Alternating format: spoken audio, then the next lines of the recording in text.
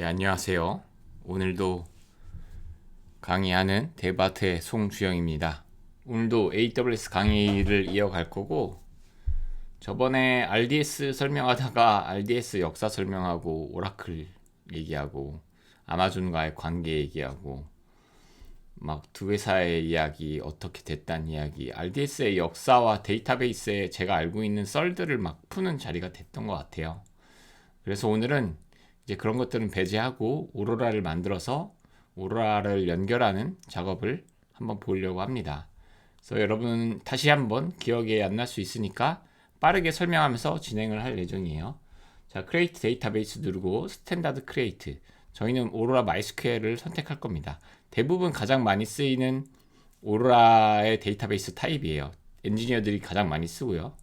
자, 버전은 보통 이렇게 요 정도쯤의 버전을 쓰는 게 제일 좋습니다. 최신 버전을 쓰게 되면 버그가 발생되는 경우가 있어요. 그래서 한 단계 아래에 쓰는 거를 저는 추천을 드립니다. 그래서 이거 쓰고 개발용 테스트용으로 쓰는 거고, 네, 테스트 오로라 클러스터 뭐 이렇게 쓸 거예요. 그리고 어드민으로 일단 설정을 할 거고, 실제 여러분들이 실제로 사용할 때는 어드민이라는 건 추측 가능한 아이디일 수 있잖아요. 그러니까 사실 실무에서는 추측 가능하지 않은 그 고유의 회사마다 뭐 데이터베이스마다 뭐 다르게 설정을 하기도 합니다. 저희는 일단 어드민으로 설정할 거고, 셀프 매니저들을 설정할 거고, 오토 제너레이트 패스워드를 해서 설정을 해서 그냥 들어가는 형태로 할 겁니다. 자, 그리고 오로라 스탠다드를 설정할 거고요. 가격은 제일 싼 T4G 미디움을 선택을 할 거예요. T4G 미디움을 선택할 거고, 오로라 레플리카를 리더 노드에다가 넣어서 만들 겁니다. 그리고 네, 이거는 이제 기본 용도를 사용한다는 얘기고, IPv4를 사용할 거예요. 그리고 저희가 지금 저번에 VPC 실습을 했었던 여기다가 이렇게 만들 거예요. 그리고 create new subnet 그룹을 해야만 하네요. 네. 그리고 public access는 노고, create my aurora security group 뭐 이렇게 할게요. 그리고 RDS 프록시는 사용하지 않을 겁니다. 요거는 이제 오로라가 권장하는 디폴트 값으로 설정이 좀 좋을 것 같아요. 만료일이 2061년 21일이면 세상이 바뀌어 있을 때일 겁니다. 에디셔널 컨피그레이션은 데이터베이스의 포트를 지정하는 건데 3306이 MySQL의 오피셜한 포트예요. 근데 여러분 보통 다 다르게 씁니다. 다르게. 웰론 포트를 사용하지 말자. 왜냐면 해킹들이 이루어지는 게 여러분들이 생각하는 것처럼 막 멋있는 막 화면에 막 이루어지는 게 아니에요. 그렇게 해커라는 건 그렇게 멋있는 직업도 아니고 그냥 되게 나쁜 방법의 자동화 스크립트를 짜서 그냥 취약점을 찾아 들어간 다음에 코인을 캐거나 그런 것들이 대부분입니다. 그래서 해커에 대한 저도 환상 속에 산 적이 있었는데요. 그런 거는 절대 나쁜 짓이라는 거 그렇게 확언하고 말씀드리고 싶습니다. 그래서 웰로운 포트를 쓰지 말자. 그래서 그냥 3313으로 포트를 바꿀 수 있다는 거를 제가 말씀드리려고 이렇게 합니다. 그리고 요거는 뉴 기능이니까 굳이 키지 않을게요. 데이터베이스 언센티케이션은 일반적 버전을 쓸 거니까 키지 않도록 하겠습니다. 퍼포먼스 인사이트를 키면은 데이터베이스의 딥다이브를 볼 수 있는데 한번 보여주면 좋으니까 일단 켜볼게요. 네. 그리고 데브옵스 그루는 굳이 키지 않을 거예요. 왜냐면 저희는 복잡한 걸 안 할 거니까.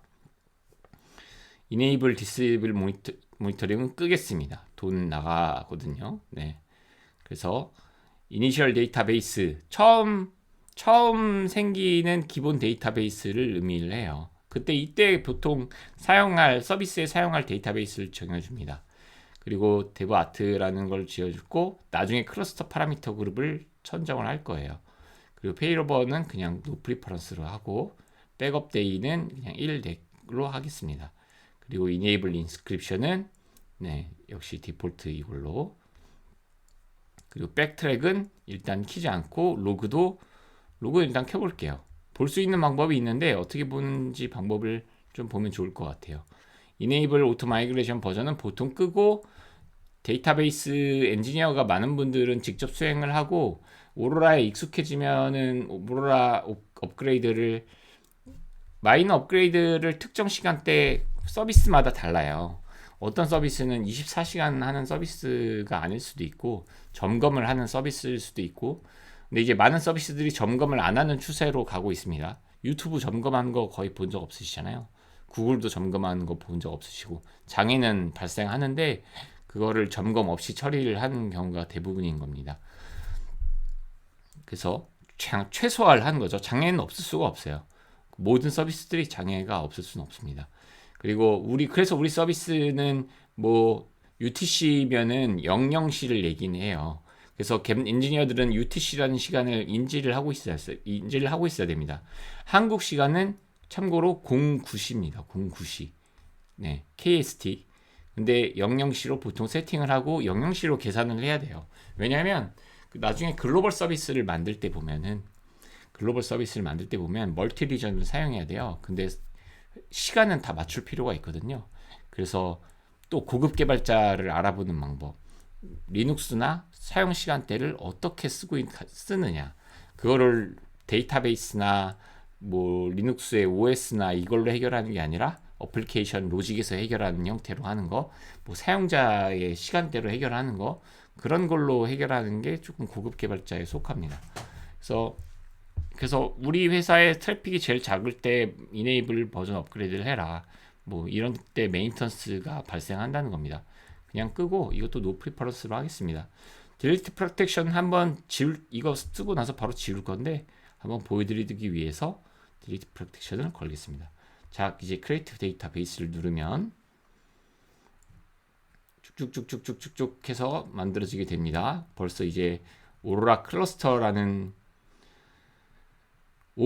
뉴 기능이 나왔네요. Create Elastic Cache Cluster from RDS using your DB setting.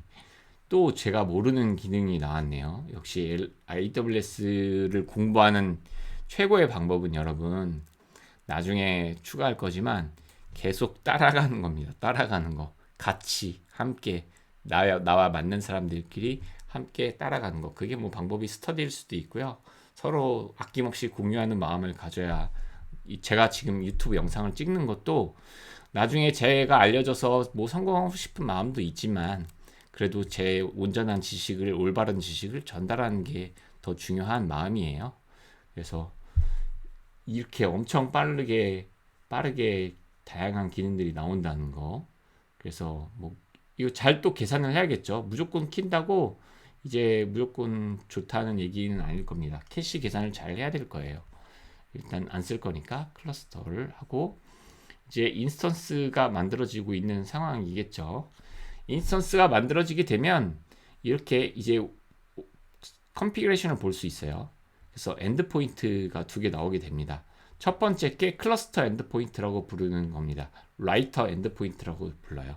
첫 번째 인스턴스가 라이터 인스턴스라고 되어 있고 두 번째 인스턴스가 리더 인스턴스라고 되어 있고 얘가 이제 현재 위치가 다르죠. 얘는 B존에 있고 A존에 있고 이제 얘는 A존에 있고 B존에 있다는 겁니다. 그래서 얘와 NSLOOKUP이라고 하면은 도메인의 주소를 알아보는 거죠. 치면은 이 도메인이 아직 안 만들어졌네요. 만들어주고 있는 중이니까 얘와의 IP와 얘의 IP가 다르게 됩니다. 그래서 페일오버가 일어난다는 건 이 두 개가 교체된 거라고 말씀드렸잖아요. 이 가르치는 IP가 형태로 바뀌는 걸 의미합니다. 나중에 실습으로 보여드릴게요. 그리고 여기를 접속해야 되니까 인스턴스가 하나 필요하기 때문에 저번에 실습으로 만들었던 인스턴스를 켜놨어요. 이제 하나 만들어놨어요. 그리고 이거 접속을 요걸로 접속하려고 그래요. SSM Start Session. 요거는 이제 AWS SSM 에이전트 로컬에서 AWS SSM이라고 하는데 서버를 접근하는 방법 중에 하나입니다.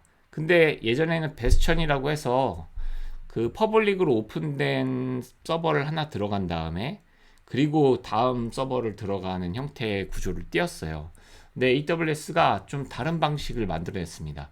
AWS의 SSM이라는 걸 만들었는데 이게 기술이 조금 보안 때문에 좀 가려져 있는 것도 많고 AWS가 API로 오픈되어 있기 때문에 그거를 통해서 들어가는 형태로 되어 있습니다. AWS의 권한과 IAM의 권한과 그리고 그거를 받는 형태로 그 서버를 접속할 수 있어요. 그래서 이거는 퍼블릭 서브넷이나 프라이빗 서브넷과 상관없이 접속을 할 수 있습니다.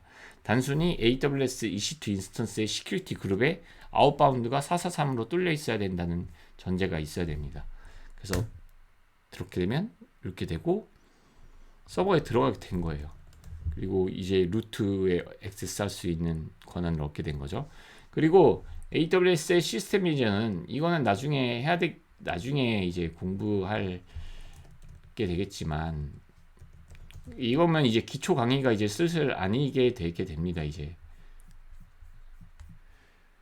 오딧 서버에 접속해서 어떤 일을 했는지에 대한 거를 잘 감시를 해야 됩니다. 사내 해킹의 대부분의 소행은 안타깝지만 내부자의 소행과 내부자의 실수로 이루어집니다. 휴먼 에러라고 하죠. 그래서 그런 걸로 이루어지기 때문에 시스템을 굉장히 잘 만들어내야 돼서 이런 것들도 굉장히 잘 만들어내야 되는데 보면은 SSM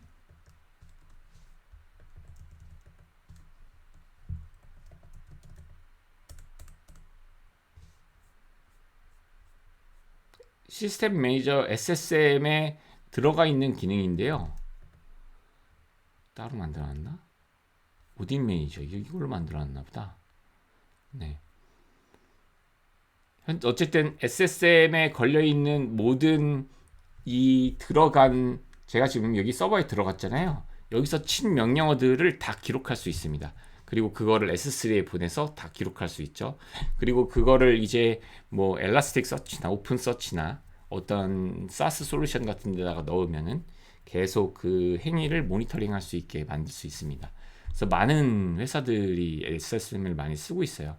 왜냐하면 SSM은 AWS의 비용만 나가게 되는데 굉장히 쌉니다. 엄청나게 싸요. 그래서 그런 것들을 위해서 많이 씁니다. 이거 어디인 거지? 세션 매니저 이건가? 네, 이거네요. 세션 매니저. 지금 제가 여기 붙었다고 나왔죠. AWS 주피터 송이라는 사람이 인스턴스 아이디에 접속했다. 그래서 여기서도 사실 스타트 세션 해가지고 붙을 수 있어요. 그래서 여기서도 붙을 수 있는데 여기에 프리퍼런스를 걸어서 뭐 아이들 타임 선출할 수 있고 로그를 클라우드워치에 보낼 수도 있고 S3 버킷에 저장할 수도 있고 이런 걸 세팅해가지고 회사의 시스템이 안전하게 그게 내부자이든 어떻게 해서든 누군가의 행위들을 다 기록할 수 있게 만드는 게 베스트 프랙티스입니다. 그래서 그런 솔루션이 오픈소스 솔루션도 많고 제가 제일 좋아하는 솔루션은 참고로 그라비테이셔널의 텔레포트라는 솔루션이에요. 네, 텔레포트 솔루션. 이거 굉장히 잘 만들고 기가 막힙니다. 그래서 저는 이 솔루션을 굉장히 제일 좋아하는데 뭐 이런 거 내면 장난 아니죠. 지금 뭐 엄청난 회사들이 지금 쓰고 있다는 건데 그 어쨌든 뭐 대단한 초창기부터 저는 써왔는데 이제 나중에는 지금은 이제 엄청나게 많은 회사들이 쓰게 됐어요. 네, 제가 이제 거의 국내에서 처음으로 쓴 사람 중에 한 명이에요. 도입한 사람 중에. 그래서 뭐 굉장히 뭐 그냥 애정이 좀 있어요. 그냥. 근데 오픈 소스 버전도 있었고 오픈 소스 버전을 쓰더라도 충분히 그 기능을 활용할 수 있어요. 왜냐하면 얘가 GitHub 인증은 공짜로 제공을 하거든요. 그래서 GitHub랑 인증을 같이 하면은 충분히 기능을 제공할 수 있다. 자, 만들어졌나? 네, 다시 한번 여기서 새로 고침을 해보겠습니다. 자, 그래서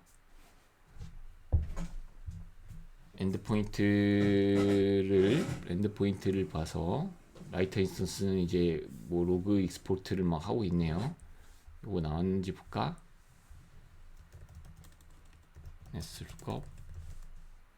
네, 나왔네요. 그러면 이걸 접속하려면 MySQL의 그 그 MySQL에 그 접속할 수 있는 클라이언트가 필요해요. 그래서 그거를 설치해 줘야 됩니다. yum install MySQL 이렇게 설치하면 아마 선택될 거예요. 네, MariaDB 클라이언트가 설치되는데 호환이 되기 때문에 네, 사용할 수 있습니다. 그럼 MySQL이라는 명령어를 칠 수 있죠. MySQL 명령어도 지금 너무 오래돼가지고 기억이 안 나네. MySQL의 어드민이었죠. 마이너스 패스워드. 아까 데이터베이스를 할 때 받았나? 네. 원래 이게 받아 처음에 나타나는지 안 나타나는지 기억이 안 나네요. 근데 제가 이제 그 상관없다는 걸 말씀드리고 싶은데요. 왜 상관이 없냐면 다시 세팅을 할 수가 있어요. 어드민이면. 그래서 지금 계속 이렇게 시간이 만들어지게 되는 거예요. DB는 세팅할 게 많으니까 조금 시간이 걸리게 됩니다. 그래서 조금 기다려 보죠. 그래서 MySQL 명령어가 보통 -u의 어드민에 마이너스 대문자 h가 주소가 될 거고, 그리고 마이너스 대문자가 3313이었나? 이렇게 해서 보통 접속을 하게 됩니다. 그리고 우리가 아까 이 클러스터 엔드포인트라고 했죠. 이렇게 들어가서 이렇게 접속하면은 엔터 패스워드를 적어야 되는데, 패스워드를 제가 아까 오토 제너레이트 하면은 중간에 나왔을 텐데 깜빡하고 안 넣었을 거예요. 네, 이렇게 가려져 있죠. 그래서 요거를 재설정할 겁니다. 모디파이 하면 돼요. 모디파이. 여기서 어드민, RDS의 어드민을 가진 사람은 마스터 패스워드를 할 수 있습니다. 네. 네, 모디파이 서머리 페이지에서 볼 수 있다. 네. 여기 이렇게 나왔네요. 여기요.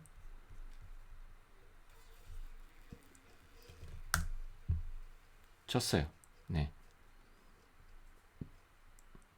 역시 아직 접속이 안 되는 게 아니라 여러분 당연히 접속이 안 되는 겁니다. 자, 왜냐하면 텔넷이라는 명령어는 제 강의 중에 하나인 여러분 이런 리눅스 명령어 리눅스 여기에서 좀 봤으면 해요. 필수 리눅스 명령어인데 그 TCP 체크를 할 수 있는 명령어입니다. 그래서 그걸 통해서 저 포트가 떠 있는가, 접속을 할 수 있는 곳인가 먼저 그거를 체크를 해야 돼요. 그래서 요게 3313으로 뚫려 있어? 그러면 접속 시도를 하는데 뚫려 있지가 않은 거예요. 왜 뚫려 있지 않냐? 모든 인스턴스나 그거는 어떤 게 붙어 있다고 했죠? 시큐리티 그룹이 붙어 있다고 했어요. 근데 지금 제 IP를 보면 10.100.13.35.40인데 얘가 가지고 있는 컨피그레이션 시큐리티, 커넥티비티 시큐리티 마이오로라 SG의 시큐리티 그룹의 인바운드 룰에 그 룰이 없죠. 3313에 111 이거 저희 집 IP인데 저희 집 IP만 뚫려 있지 아무것도 뚫려 있지가 않습니다. 그래서 이거 에디트 인바운드를 누르고 프라이빗 서브넷이라도 이렇게 IP를 입력을 해주어야 돼요. 그래서 10.135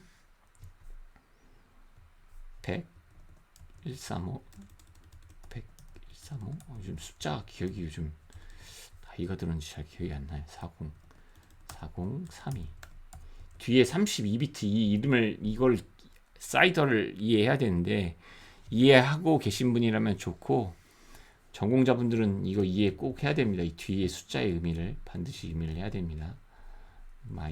from my to instance save를 자 그리고 다시 체크하면 네 이렇게 connected to 되었다고 나오죠. 이렇게. 근데 이제 텔넷은 그냥 TCP 체크만 하기 때문에 이렇게 정상적으로 접속했다고 하더라도 뭐 이렇게 이쁘게 나오는 건 아니에요. 자, 그러면은 아까 요 명령어를 다시 써서 패스워드를 입력할게요. 참고로 여러분 이렇게 하고 패스워드를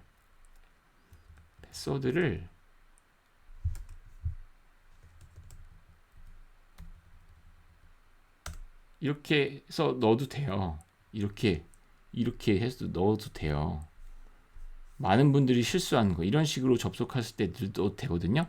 근데 이거는 오판단입니다. 하면 안 되는 행동이에요. 왜냐하면 아까 제가 말씀드렸다시피 이 내 기록이 어딘가에 다 남는다고 했잖아요. 그런데 이렇게 문자로 남겨버리면 이 내 리눅스 명령어의 데이터베이스에 패스워드가 남게 되는 거잖아요. 그러니까 그런 명령어 그렇게 쓰지 마시고 패스워드에다가는 이렇게 패스워드를 넣어주지 않고 물어봤을 때 넣어줘야 됩니다.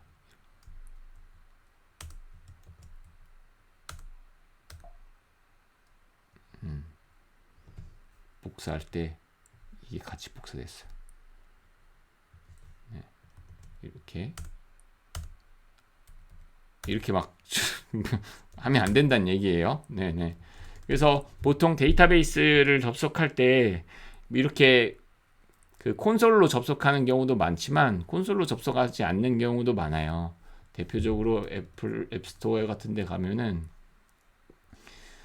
공짜 툴 중에 오픈소스 중에 DB세이퍼는 유료 툴이고 기업용 툴이고 DB에버 제일 유명한 게 DB에버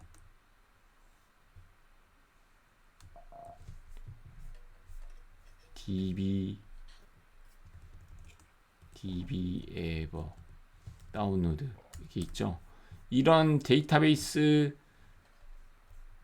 그 DB에버라고 오픈소스 DB를 내 PC에서 접속할 수 있는 그 오픈소스 툴이 있어요. 엔터프라이즈 버전도 있어요. 그래서 이런 걸 다운로드해서 보통 들어가기도 합니다. 왜냐하면 되게 어렵거든요. 저 검색 화면에서 처리하기가 굉장히 어렵기 때문에 이미 설치되어 있는 거 아니야? 아니네. 네. 그래서 보통 이런 솔루션들을 쓰고 있습니다. DB에버 말고도 여러 가지 솔루션이 있는데 그거는 뭐 취향입니다. 많은 분들이 쓰신 거는 이제 오픈소스 버전도 있지만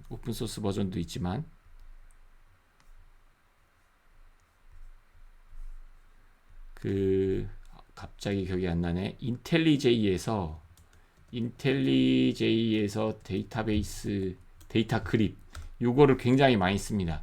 기능 개발자한테 그 데이터베이스 관계형 NoSQL을 위한 굉장히 좋은 기능들이 많이 있고 이거 보면은 굉장히 선도적인 기업에서 많이 신뢰하고 쓰는 것들이죠. 젯브레인 하면은 여러분 그걸로 제일 유명하잖아요. 인텔리제이로. 인텔리제이의 한 식구입니다.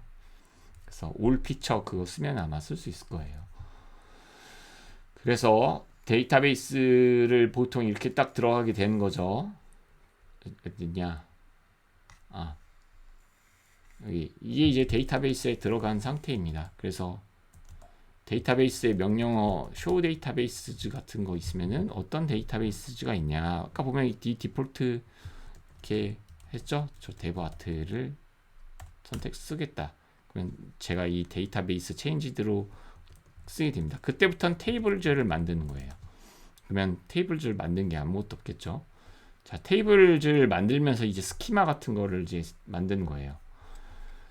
그 스키마를 만드는 명령어가 과거에는 손으로 막 치고 계속 복사하고 해서 잘 기억했지만 요즘에는 개발단 안에서 스트링 JPA 뭐 이런 걸로 만들어주기도 하고 조금 다른 방식으로 만들어진 형태가 많이 있습니다. 그리고 실제로 내가 만들 테이블을 만들 때도 이제는 귀찮아서 많은 사람들이 챗GPT 같은 걸 이용해요. MySQL DML 은행 잔고 계좌를 관리하는 MySQL 데이터베이스 DML을 작성해줘.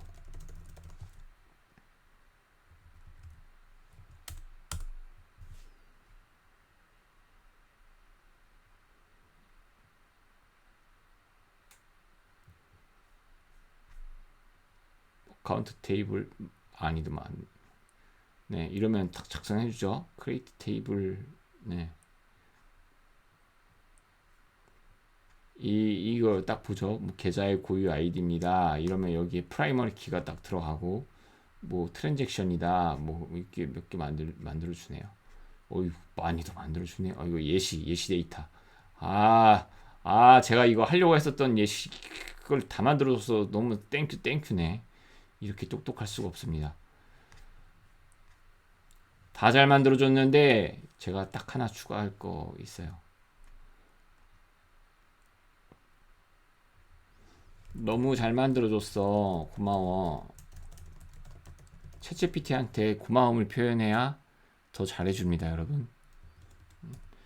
근데 인코딩 부분도 들어갔으면 좋겠어. 크레이트 쪽에 인코딩 문을 들어가서 코딩문을 서술해 줬으면 좋겠어. 참고로 거의 모든 국가를 지원할 수 있는 UTF 같은 걸로 만들어줘. 데이터베이스에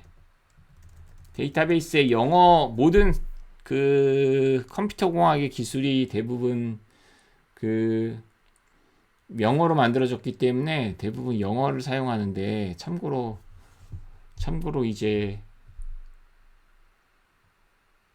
이렇게 만들어주네. 테이블 생성할 때 넣어주는 것도 있는데 이렇게 만들어줍니다. 네, 이거는 이제 자 우리는 데이터베이스를 데브아트로 이미 만들었는데 여기는 이제 데이터베이스를 만들려면 이렇게 만들 수도 있어요. 참고로 이렇게 해서 만들죠. 네, show 데이터베이스. 참고로 이거 여러분 데이터베이스 이름 만들 때 소문자, 대문자 웬만하면 다 소문자로 만들어줘야 됩니다. 그러니까 소문자와 만드는 거와 대문자를 만드는 거를 정확하게 구분을 인지하고 있어야 돼요, 개발자분들. 왜냐하면 그거를 막 썼다가는 MySQL 내부에서는 소문자, 대문자를 그냥 소문자로 인식하는 게 하는 옵션도 있고요. 대문자와 소문자를 다르게 보는 옵션도 있어요. 그래서 그거를 명확하게, 아주 명확하게 인지를 하고 있어야 됩니다. 그래서 중요하다는 거 저는 그 옵션을 따르지 않고 저걸 그대로 칠 거기 때문에 문제가 없을 건데 여러분들이 개발할 때 문제가 생길 수도 있어요. 네. 그래서 use bankdb 이거 이제 이런 거 먹는지 이거 모르잖아요. 이거 모르잖아. 이렇게 소문자로 치니까 모르잖아요. 네. 그래서 이거를 대문자, 대소문자, MySQL은 대소문자를 구분한다. 근데 대소문자를 구분 안 하게 테이블 내에서 대소문자를 구분 안 하게 하는 옵션도 있다. 그걸 하면은 그냥 다 소문자로 변환해서 얘가 그냥 인지합니다. 그래서 그거 옵션을 어떻게 관리할지를 선택해 줘야 되기 때문에 그걸 잘 인지해야 돼요. 자, 그리고 테이블 이런 식으로 크리에이트 테이블을 만듭니다. 이렇게 크리에이트 테이블 짠 하면 테이블이 만들어졌죠. show tables 하면은 딱 카운트라는 테이블이 만들어졌고 트랜잭션 만들어졌고 DML 예시 인서트 데이터를 넣어볼게요. 홍길동으로 딱 넣네. 홍길동 그리고 이 데이터를 어카운트에다가 집어넣었어요. 그러면 갖고 온 거는 셀렉트 문으로 갖고 옵니다. 이런 식으로 셀렉트 문으로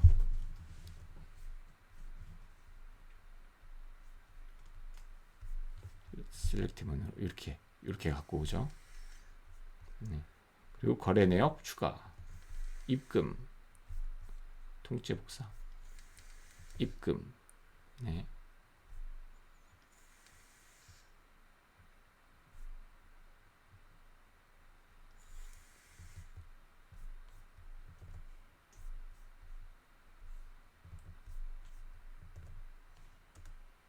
오케이 출금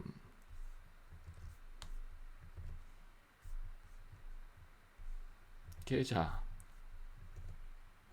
이렇게 막치게 되면 아마 위에 아이디와 이렇게 뭐 트랜잭션이 이렇게 이루어졌다. 입출금 내역을 다 기록한다는 거잖아요. 이렇게 200달러씩, 150달러씩 뭐 했다. 그래서 잔고가 얼마냐. 그래서 요거 똑같이 이거 치면 치면 나오겠죠. 네, 홍길동의 장고는 1250달러다. 너무 많은데? 원래 1000이었군요. 원래 1000이었는데 이게 이제 디파짓 출금했고 네, 입금했고 출금했다. 그래서 이렇게 1250달러 이런 식으로 은행의 데이터베이스가 만든 거고 모든 서비스의 데이터베이스가 이런 형태로 만들어지는 겁니다. 그래서 이게 데이터베이스이다 라고 할 수 있어요. 자, 그리고 데브옵스 엔지니어들을 위해서 이렇게 됐어요. 자, 여기 연결되어 있는 상태예요. 근데 페일오버라고 데이터베이스가 죽을 수도 있다고 그랬잖아요. 죽을 수도 있다. 그거를 아마존에서 테스트할 수 있게 해줘요. 만약에 어플리케이션이 이런 식으로 붙어 있습니다. 참고로 이제 어플리케이션 영역은 다른 수업에서 이제 영역을 할 건데, 액션에 여기에 이쪽으로 가야 되나? 페일오버를 가상으로 해주는 게 있습니다. 페일오버를 하면 이거 보면 엔드포인트 첫 번째 클러스터 엔드포인트가 아니라 라이터 엔드포인트입니다. 창을 하나를 더 띄우고 키워주시고 NS 룩업 첫 번째 10.100.18204가 나왔죠. 두 번째 리더 엔드포인트입니다. 리더 아로라고 여기 나와 있어요. 아로 작게 차이가 있어요. 아로 리더 엔드포인트. 그러면 얘는 133148이에요. 133148. 참고로 여기서 어떤 걸 할 수 있냐면 액션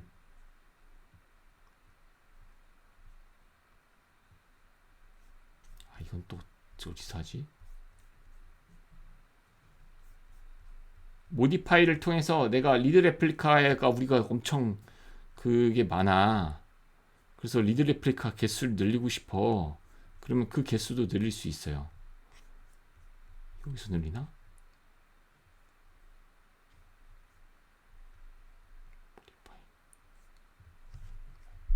요즘 제가 다 코드 역시 말씀드릴 것처럼 코드를 하기 때문에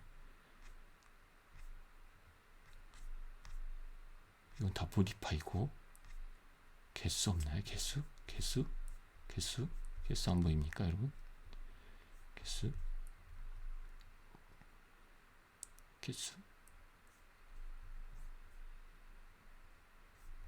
액션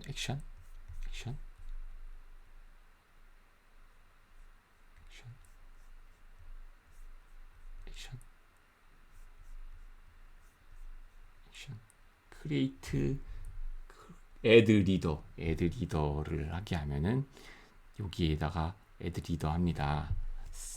색 리더 이거 이름 잘 지을 때 리더라고 지으면 안 돼요. 왜냐면 잘 지을 수도 있는데 그러면 무조건 그 티어를 정확하게 해야 됩니다. 리더 0, 1 뭐 이런 식으로 대충 지을게요. 이렇게 하고 네 당연히 그 옵션은 아마 그 상속받아서 될 거예요.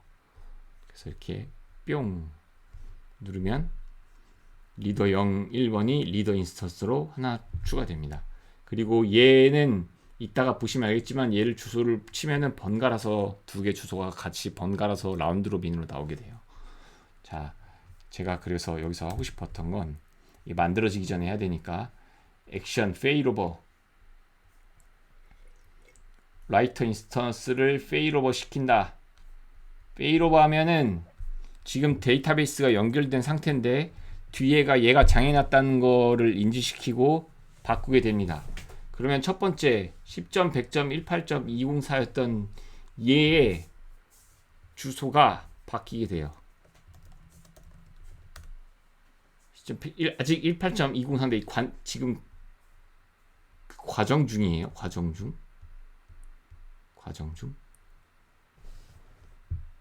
근데 제가 이걸 동시에 작업해서 어떻게 될지 모르겠는데요. 여기 있다. failing over 중이다. 그러면 이 IP가 바뀌는 순간이 있습니다. 그러면 얘가 살아있으니까 얘가 리더 인스턴스 중에 얘가 살아있으니까 얘가 라이터로 승격이 되고 얘가 리더로 다운로드가 됩니다. 그렇게 되는 구조가 됩니다.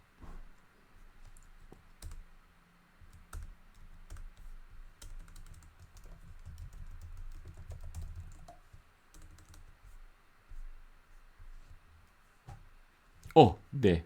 얘 지금 쇼 데이터베이스를 했는데 곤 어웨이 됐대요. 그러니까 커넥션이 잘렸었던 거예요. 근데 다시 리커넥트를 시도해서 다시 리커넥트가 된 거예요. 이거는 MySQL 클라이언트의 새로운 설정이라고 보시면, 이미 있는 설정이라고 보시면 됩니다. 그럼 완료가 됐다는 얘기거든요.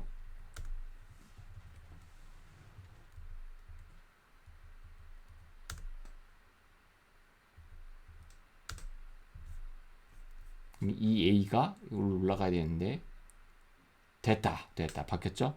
그럼 얘가 라이터 인스턴스로 바뀌었고 얘가 라이턴스 인스턴스로 바뀌었고 ns 루거 RO였던 게 아까 18204 18 라이터 인스턴스였던 애고 클러스터 있던 애가 133148 뒤에가 바뀌었다. 뒤에가 바뀌었다. 참고로 얘네들은 개인 주소도 가지고 있습니다. 이렇게 개인 주소도 가지고 있어요. 근데 그거를 스위칭을 해준다. 그래서 어플리케이션이 커넥션이 이렇게 이게 딱 좋은 예가 나왔네요. 커넥션이 이렇게 딱 잘렸다. 커넥션이 딱 잘렸다. 그럼 리커넥트를 하게 된 거죠. 근데 얘가 리커넥트를 주소로 했을지 안 했을지 모르겠으니까 아까 챗GPT에서 나왔던 인서트 이거 한번 해볼게요.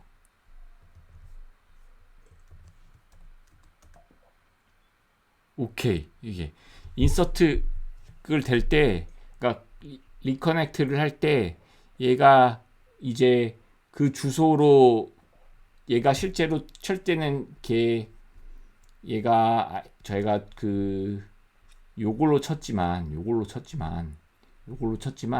실제 IP는 이걸로 들어갔단 말이에요. 13540 그러면 RO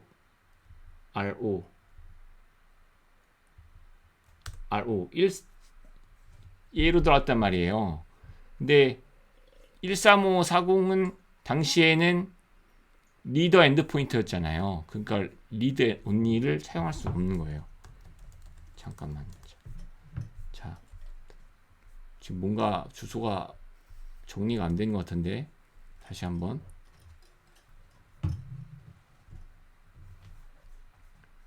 제가 이걸 추가해줘서 저 IP가 나오면서 헷갈리는 것 같아. 자, 캐시 너무 복잡하니까 ns lookup 18204가 지금의 클러스 리더 라이터 10134.148 그리고 아까 접속했었던 내가 1013540이라는 애를 페일오버 하면서 아예 IP를 체인지 시켰네요. 아까 리더 엔드포인터였던 애가 이제 클러스터가 됐고, 그러니까 라이터가 됐고, 아예 리더에는 다시 쳐봐야 돼. 두 개가 됐으니까. 여기 있다. 네. 아직 안 만들어졌. 생겼다. 10061. 아까 얘는 그냥 사라져 버렸네요. 얘는 사라져 버리고 새로운 IP가 들어와서 죽었다고 판별하고 IP를 새로운 인스턴스로 복제본부터 생기게 만든 거예요. 그러니까 아예 리더를 새로 만든 거죠. 리더를 라이터로 승격시키고 리더를 라이터로 승격시키고 라이터였던 애를 죽인 다음에 그 데이터를 가지고 다시 리더를 만들어낸 거죠. 그렇게 보시면 되겠습니다. 그래서 이게 여전히 리더로 연결되어 있기 때문에 결국엔 연결이 돼 있지만 리더 엔드 포인트로 연결이 돼 있기 때문에 이걸 할 수가 없는 거예요. 근데 다시 하고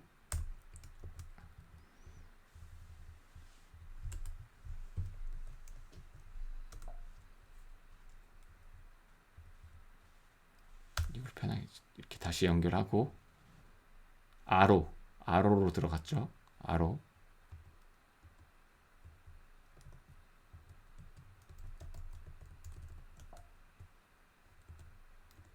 아로로 들어가면 당연히 이런 인서트 문이 안 먹습니다.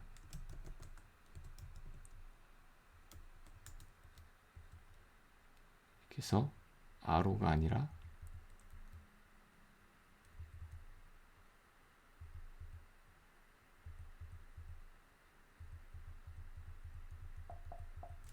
여기서 분명히 아로로 연결한 기억이 없는데 어떻게 된 거지? 복사 붙여넣기 하면서 제가 잘못 넣나? 네.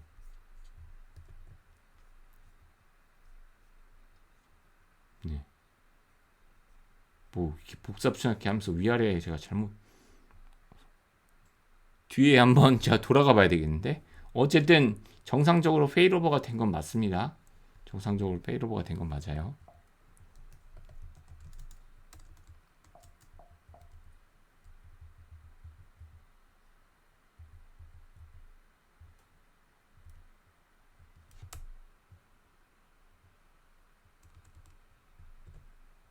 그래서 클러스터 하고 패스워드가 요거 이렇게 show 데이터베이스즈 똑같이 하고 use bank db 하고 아까 만들었었던 인서트 여기 기록이 있을 거예요. 인서트 뭐 1000을 인출할 거야.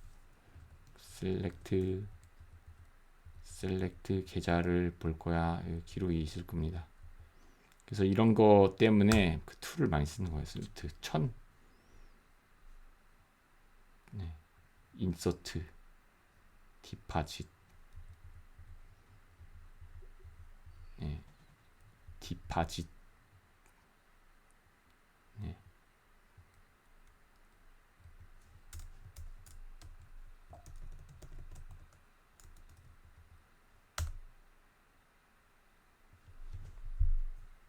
어카운트 아이디에 어마운트에 트랜잭션 타입에 1인 1000을 넣는데 왜 2000이 안 됐을까요? 인서트 인투 트랜잭션에 어카운트 아이디에 체킹 아까 내역을 보던 게 어딨지? 거래 내역 추가 계좌 잔액 업데이트를 해줘요. 계좌 잔액 업데이트 거래 내역을 추가하고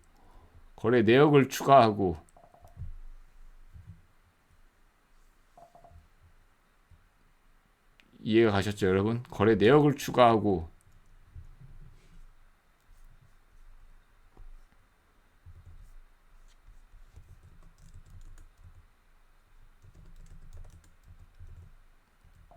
거래 내역을 추가하고 여기서 업데이트를 해줘야 내역과 트랜잭션이 맞는다. 보통은 이제 이렇게 만드는 게 아니라 한 방에 이제 만들죠. 그래서 그냥 이거 얘니까 이건 토이 프로젝트라고 생각하십시오. 아, 여기 또 아로로 접속했네요.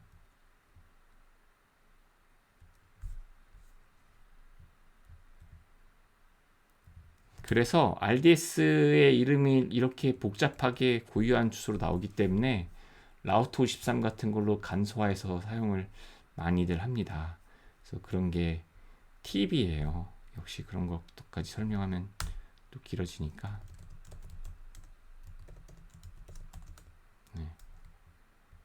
업데이트 1000. 네, 됐다. 그러면 아까 했던 셀렉트 홍길동의 잔고가 2,000이 됐겠죠.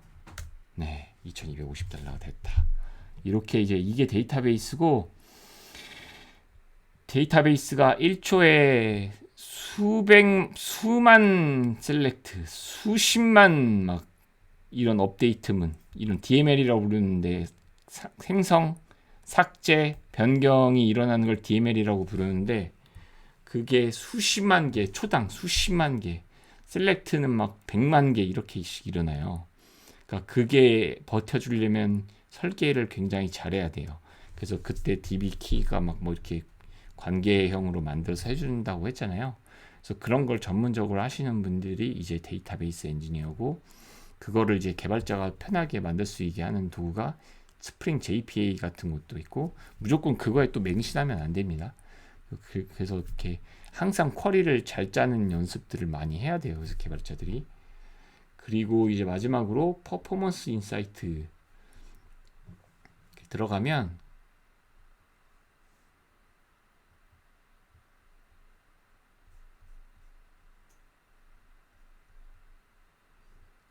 뭐 로우가 추가됐다, 뭐 이런 것들을 보여주게 됩니다. 지금 제 데이터가 그렇게 많지가 않아서 그런 거지, 원래는 엄청 많은 정보들이 여기에 이제 막 올라가게 돼요. 뭐 시간당 로우가 뭐 얼마큼 올라갔다, 뭐가 올라갔다, CPU가 뭐 얼마큼 올라갔다, 탑 SK는 뭐였냐, 뭐 탑 유전 뭐 누구였냐, 뭐 그런 것들이 정보가 다 여기에 남게 됩니다. 네. 근데 이거 업데이트가 느려가지고 좀 안 나오네.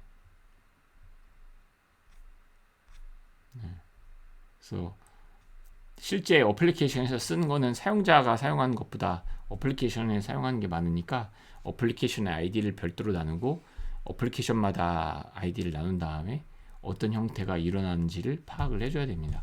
이게 퍼포먼스 인사이트. 네, 이건 이제 DBA 분들이나 이제 DB를 조금 이해하고 계신 분들이 많이 쓰는 기능이에요. 예, 오늘 강의는 여기까지고요. 오늘 강의도 이것저것 하다 보니까 50분의 시간이 흘렀네요. 뭐 기억해야 될 건, 그 전공자로 교육을 받으신 분들이라면 이건 다 기본 교육으로 다 받아요. 그리고 무슨 부트캠프나 하시는 분들도 다 받아요. 더 빡세게, 더 힘들게, 더 복잡하게. 하지만 데이터베이스라는 건 이제 키를 이해하고 인덱스 같은 개념들을 더 이해해야 되고, 내부 엔진도 잘 이해해야 되고, 테이블 설계도 잘해야 되고, 뭐 그런 것들을 잘 해야 된다. 그리고 그것들을 계속 고도화해 나가야 돼요. 처음 만들고 또 만들어 나가고 또 만들어 나가고 또 고도화하고. 그래서 마이크로 서비스 아키텍처가 탄생하게 된 거고, 막 그렇게 그런 식으로 아키텍처의 진화가 이루어졌다고 보시면 됩니다. 여기까지가 MySQL의 이고요.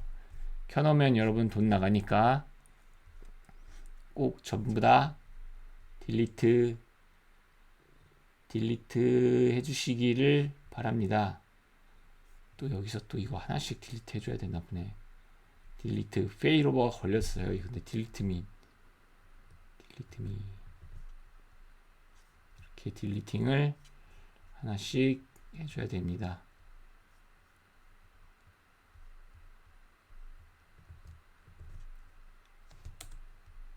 안전한 딜리트를 위해서. 얘는 지금 딜리트 할 수 없다고 나오죠. 왜냐하면 딜리트 프로텍션을 걸어놨거든요. 그럼 모디파이 들어가서 아까 딜리트 프로텍션 걸었던 거를 얘도 꺼주자. 얘도 꺼주고, 얘도 꺼주고. 어딨어 딜리트 프로텍션.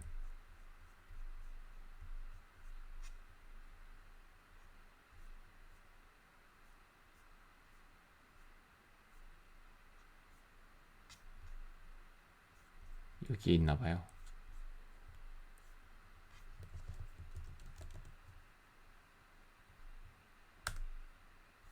이걸 꺼주고 컨티뉴를 한 다음에 모디파이를 어플라이를 해주고 얘를 삭제해야 할 수가 있습니다. 이게 딜리트 프로텍션. 왜냐하면 말씀하신 대로 커맨드 라인을 치다가 API로 잘못 삭제할 수도 있거든요. 테스트 DB를 삭제하다가 통째로 삭제할 수도 있고, 그렇기 때문에 저렇게 걸어 놓는 겁니다. No. 네, 이렇게 다른 애가 다 안 지워져서 지금 뭐게 안 되네요. 그래서 이거 밑에가 다 지워지면 이 클러스터는 다 사라지게 될 겁니다. 참고로 이 클러스터의 설정이 있고, 얘가 인스턴스라고 불러요. 얘는 이제 하나의 클러스터라고 부르고, 한 개의 라이터와 n개 16개인가 이제 리더 엔드포인트 리더를 가질 수 있습니다. 그래서 오로라는 리더 기능이 진짜 엄청나요. 라이터 기능도 진짜 좋습니다. 특히 32X까지 나온 지금 정말 고성능을 제공하는 오로라가 드디어 됐다고, 뭐 정말 좋은 데이터베이스가 됐다고 이제는 얘기할 수 있을 것 같아요. 옛날에는 설명을 안 했는데, MySQL에도 어떤 툴이기 때문에 컨피그레이션들이 이제 엄청나게 많아요. 이게 거의 다 대부분 오로라의 컨피그레이션도 있지만 MySQL의 컨피그레이션도 있는데, 가짓수가 지금 엄청 많이 쓰는 거, 맥스 커넥션 이런 거, 커넥션 객수를 늘리는 거. 처음에는 이거 뭐 DB에 뭐 정도 있는데 16,000 정도로 세팅할 수 있고요. 그리고 아까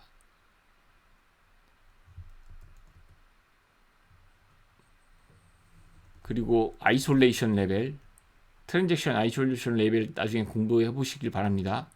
그리고 또 뭐 있지? 아까 그 UTF 설정 같은 거, 랭귀지 타임존 설정하는 거, 디폴트 타임존 막 한국어로 설정할 수도 있어요. 근데 웬만하면 UTC를 사용하라는 거, 어플리케이션 단에서 처리해라. 롱커리 타임아웃을 뭐 하면은 로그가 남는데, 그 로그가 남으면 지웠으니까 안 남는 거 아니야? 네, 이렇게 이센트 이벤트 나오는데 로그는 사라진 것 같네요. 네, 로그 사라졌나? 당연히 사라졌겠지. 네, 그래서 에러 로그 여기 하나 남았다. 에러 로그에서 이렇게 뷰 보면은 이렇게 뭐가 일어났다. 이게 지금 리더 1인데, 얘는 그냥 일반적인 애고, 얘를 보는 게 아니라 이런 애를 봐야 돼요. 왜냐면 아까 페이로벌 스타트 했으니까 그런 로그가 남아있었거든. 어쨌든 그런 로그도 다 남기면 남깁니다. 로그를 남기면 조금씩 성능 저하가 이루어지는 경우가 있어요. 근데 대부분 프로덕션에선 다 남기고 쓰게 됩니다. 네. 그리고 오딘 로그는 막 키지 않아요. 적절하게 켜야 됩니다, 여러분. 적절하게. 로그를 남기는 게 데이터베이스의 성능에 영향이 갑니다. 당연한 겁니다. 이거는 디스크를 왕창 쓰기는 거기 때문에. 그래서 그런 것들을 다 세부적으로 생각하면서 만들어야 돼요. 세부적으로. 그러니까 고성능 데이터베이스를 많이 쓰는 어플리케이션일수록 그렇게 생각해야 될 것들이 굉장히 많아집니다. 그건 계속 차근차근 계속 공부를 해야 돼요. 그래서 막 리얼 마이스퀘어, 막 대한민국의 유명한 책들도 있죠. 그런 거 가지고 공부들도 많이 하시고 해야 된다는 거. 데이터베이스는 이런 식으로 하나의 데이터베이스에 여러 개의 논리 데이터베이스를 만들 수 있고, 하나의 데이터베이스는 테이블들의 집합체이고, 뭐 여기에 또 뷰 개념이니 뭐니 있는데, 결국 CRUD 하는 게 핵심이고, 셀렉트 데이터 정보를 갖고 온 거다. 그래서 어플리케이션에서 데이터를 집어넣었다가 뺐다가 가공해서 넣었다가 계산해서 넣었다가 뭐 이런 과정을 막 하는 게 데이터베이스입니다. 네. 여기까지 오로라에 대한 구성이고, 이렇게 리더 엔드 포인트 누르고 이런 설정들이 있다에 대한 이야기를 드렸습니다. 오로라에 대한 공부는 이제 데이터 인크립션 레스트에서 인트렌지까지 다 할 수 있고, PCI DS에서 히파라고 컴플라이언스 규격이 있어요. 그거 맞출 수도 있고, 오토메이티드로 패칭할 수, 업데이트할 수 있다. 이게 원래 자동으로 버튼 데이터베이스를 직접 설치하고 관리하는데, 그 패칭하고 업데이트한 작업이 원래 쉬운 작업이 아니에요. 근데 이거 오로라는 버튼 하나로 쉽게 해결할 수 있습니다. 아까 말처럼 약간의 순단이 일어날 수 있지만 진짜 이제는 때에 따라 다르지만 순단도 거의 일어나지도 않아요. 하지만 모니터링은 해야 됩니다. 네트워크 아이솔레이션하고 액세스 컨트롤 할 수 있다. 아까 막 여러 가지의 그 액세스 컨트롤 하는 방법을 했죠. 그래서 유즈 케이스는 뭐 이커머스에서도 쓰고 IoT에서 쓰고 게이밍, 뭐 헬스케어, 뭐 전 영역에서 다 쓴다. 좋은 데이터베이스가 성능 좋은 데이터베이스가 됐다. 특히 마이크로 서비스 아키텍처가 나오면서 N개의 데이터베이스를 쓰는 게 그게 됐기 때문에 뭐 쓸 수 있다. 오로라의 온디맨드 프라이싱 모델이다. 오로라도 스탑할 수가 있거든요. 그래서 쓰는 만큼 지불을 한다. 그리고 리저브드 인스턴스를 제공해서 1년 쓸 건지 3년 쓸 건지에 대해서 할인해 준다. 오로라 서버리스 버전도 있다. 이것도 역시 쓰는 만큼 페이온리 구조를 가지고 있다. 그리고 스케일러블 속도가 옛날보다 진짜 빨라졌습니다. 그래서 어떤 형태에서 보면 괜찮을 수 있어요. 테스트는 해봐야 됩니다. 그래서 코스트 옵티마이제이션 하는 전략이 있다. 이게 오로라의 엄청난 강점입니다. 싸다. 이게 진짜 오로라의 강점이에요. 싸다. 그러니까 라이센싱비가 없는 거죠. 당연히 AWS에서 사용하는 거니까 라이센싱비가 없어야 되잖아요. 당연한 거죠. 네. 오늘은 오로라에 대해서 가벼운 딥다이브, 초심자를 위한 딥다이브를 한번 해봤고요. 네, 데이터베이스는 이런 거다. 오로라는 이런 거다. 오로라는 이런 특징들을 가지고 있다라는 거를 공식 문서에서 한번 더 살펴보시길 바라겠습니다. 이상입니다. 오늘도 좋은 경험과 공부가 되었으면 하고 정주행하는 속도를 빨리 하더라도 정주행을 꼭 하시라는 거. 이상입니다. 감사합니다.